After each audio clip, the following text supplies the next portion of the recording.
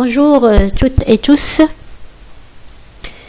Donc, je vais commencer une série de présentations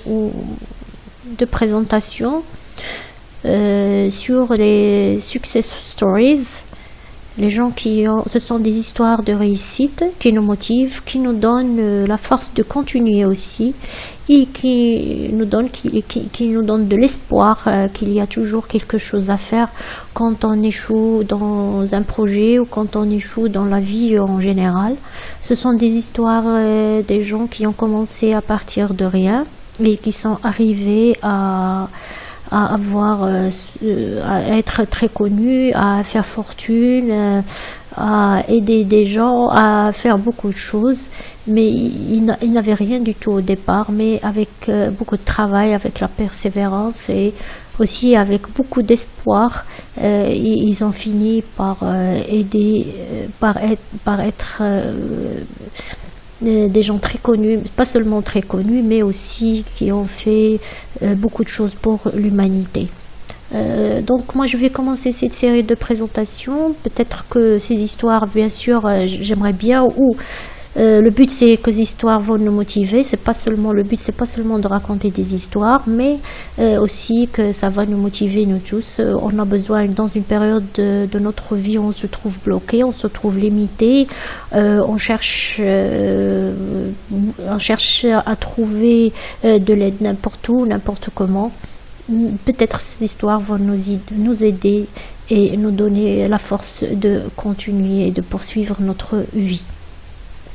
Donc j'ai commencé par ce grand monsieur qui est le directeur général d'Alibaba Group, monsieur Jack Ma, qui a commencé de rien. D'ailleurs, ce sont ses paroles: peu importe votre intelligence, vous allez faire des fautes encore et encore. L'expérience des échecs vous apprend à survivre lorsque vous faites des erreurs. Donc on ne doit pas avoir peur de l'échec. Ça peut arriver à n'importe qui.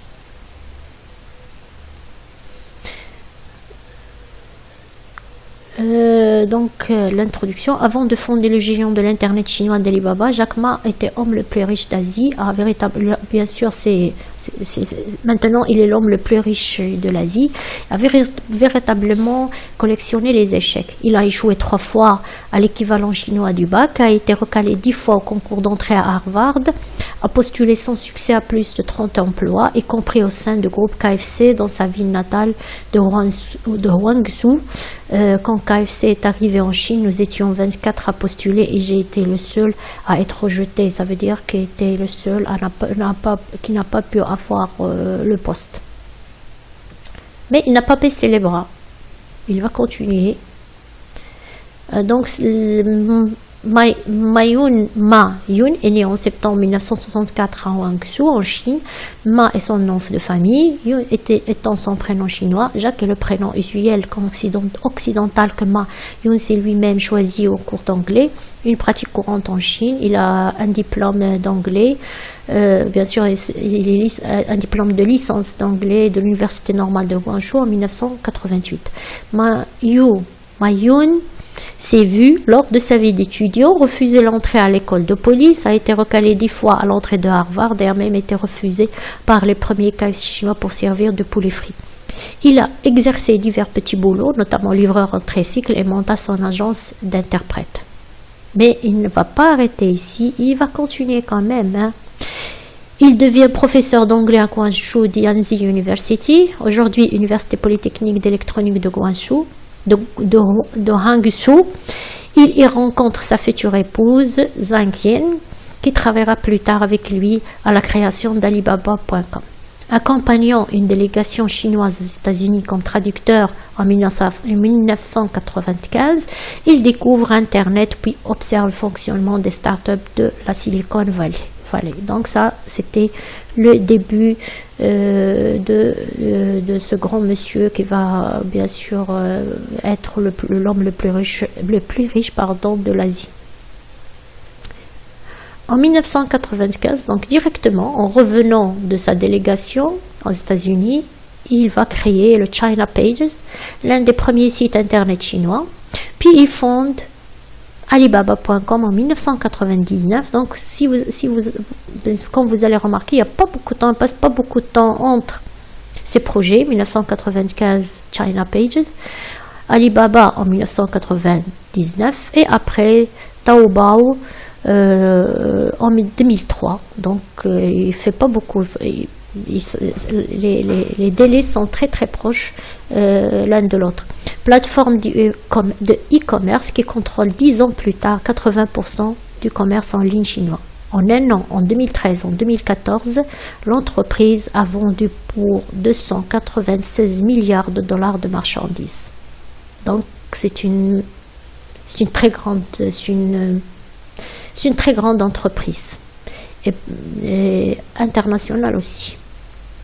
Il crée enfin AliExpress.com, vente express libre planétaire, en avril 2010, un site de vente en gros et au détail aux particuliers et aux entreprises à prix de gros qui s'ouvre c'est bien sûr au marché mondial. Donc bon, ce sont des sites de vente en ligne qui ont fait toute cette fortune. En août 2013, il rachète une partie site américain, ShopRunner, afin d'améliorer sa filière de distribution aux États-Unis d'Amérique. Bon, ce qui nous intéresse, nous, bien sûr, l'histoire, elle est vraiment motivante, mais aussi on peut tirer quelques leçons de cette histoire. Ne jamais baisser les bras devant les difficultés, malgré les difficultés que vous allez trouver devant vous, il faut bien essayer, il faut les surpasser, il ne faut pas s'arrêter beaucoup. Échouer ne veut pas dire la fin du monde, donc si on échoue, c'est pas la fin du monde, on va commencer jusqu'à ce qu'on réussisse. Être ambitieux, bien sûr, il ne faut pas s'arrêter, il faut toujours être ambitieux. Saisir les opportunités qui s'offrent à nous. Bien sûr, durant notre vie, on a beaucoup d'opportunités qui s'offrent à nous. Il ne faut pas les laisser passer sans qu'on les saisisse bien sûr, ça demande du travail sur soi-même pour faire attention à toutes les opportunités. Ne pas se décourager même si on rate les entretiens d'embauche. Bien sûr, durant notre vie, bien sûr, la plupart de nous, on passe plusieurs entretiens d'embauche, mais on n'arrive pas à décrocher l'emploi qu'on veut. Mais il ne faut pas arrêter, il faut toujours essayer jusqu'à ce qu'on peut avoir ce qu'on veut. Savoir être patient, bien sûr, on ne peut pas être aujourd'hui au lendemain, on sera riche ou on va être très connu, célèbre et tout ça. Ça prend du temps, il faut être patient pour avoir tout ça. Être un bon investisseur, donc bien sûr, ça se travaille, et aussi avoir un flair d'investisseur, d'un bon gestionnaire.